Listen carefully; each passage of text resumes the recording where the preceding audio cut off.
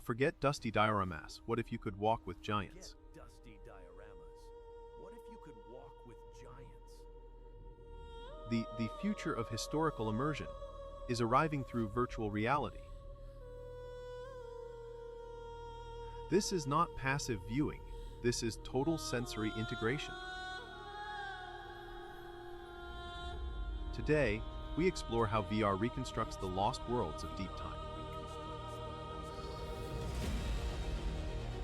And now that we understand X, let's explore why the data foundation. Paleontologists provide the blueprints for these simulated ancient ecosystems. Every muscle placement, every scale texture originates from hard evidence. Reconstructing ancient environments requires simulating atmospheric and hydrological physics. You imagine swimming alongside creatures long extinct, in water density matching reality. Haptics and spatial audio bridge the gap between sight and true presence. The challenge is fidelity, making the unreal feel utterly, undeniably real. The high-resolution rendering overcomes the uncanny valley effect in simulation. Behavioral algorithms populate these spaces with historically accurate light. Viewers can observe hunting patterns without disturbing the fragile historical record. And now that we understand the environment, let's explore the educational shift. Traditional museums present artifacts, VR museums present context and scale. Interactive overlays allow learners to peel back layers of geological time instantly. But this active participation fosters deeper memory retention than passive reading. As scale manipulation reveals micro-worlds crucial to understanding the food web. Virtual museums also democratize access, removing geographical and physical barriers. A student anywhere can visit recreated environments from around the globe simultaneously. We can safely witness catastrophic events that shaped planetary history. Guided tours, led by AI or remote experts, enhance narrative structure. The underlying computing power required pushes current graphics processing limits. Photogrammetry and advanced scanning techniques feed these visual marvels. Breathing light back into extinct flora is just as challenging as the fauna. It also allows us to investigate the evolution of human cognition and tool use. We can explore environments sealed off by millennia of rock and time. What did the world look like through their eyes, using their pigments?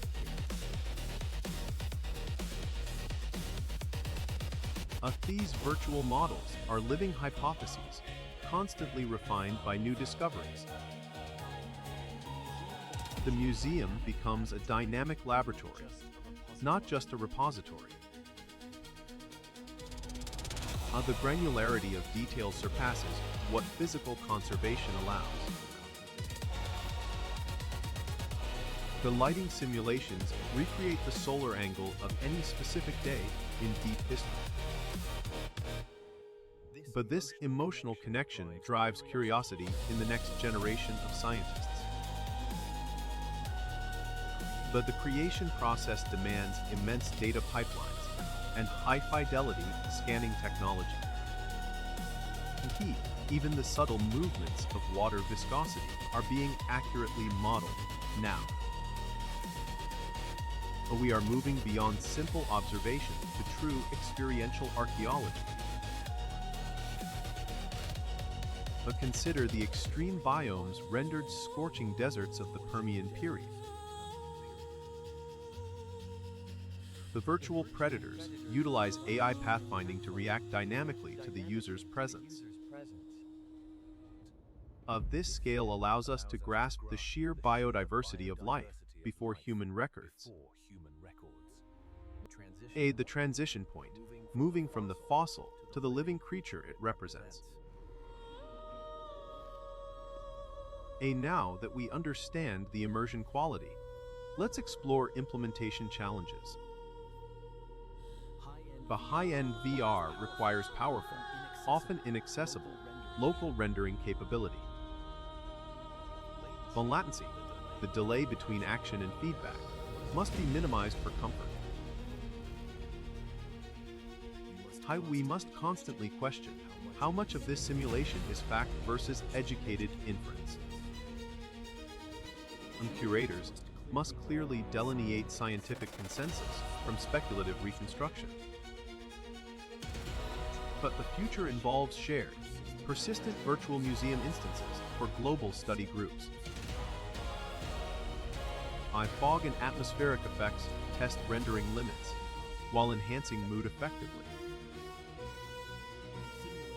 Simulating millions of individual agents requires sophisticated, scalable processing optimization.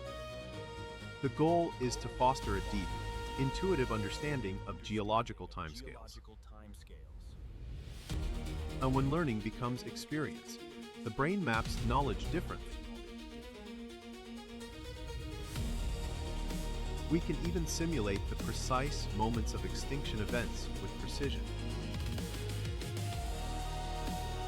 The VR museum acts as a digital time capsule for future generations.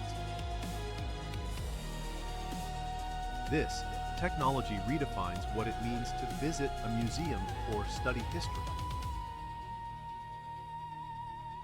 The depth of understanding achieved here is unprecedented in human education. From the epoch-spanning megafauna to the smallest bloom, context is king. The return to reality is marked by a fresh perspective on our own world. The physical artifact remains, but its story is now eternally vivid in the mind. VR museums are not replacing physical halls, they are augmenting them exponentially. The past is no longer locked away hidden, it is now ours to explore, interact with, and understand deeply.